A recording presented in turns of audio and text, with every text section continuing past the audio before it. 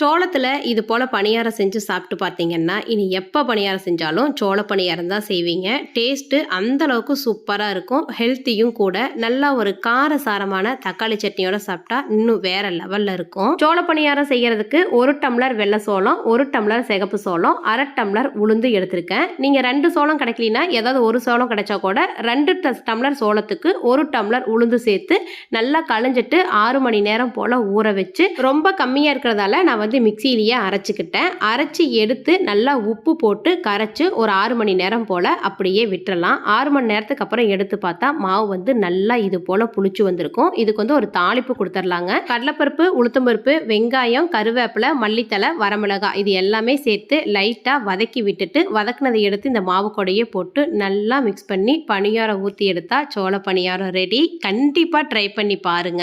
Evening snacks, காலையில breakfast எதுக்கு வேணாலும் வச்சுக்கலாம்.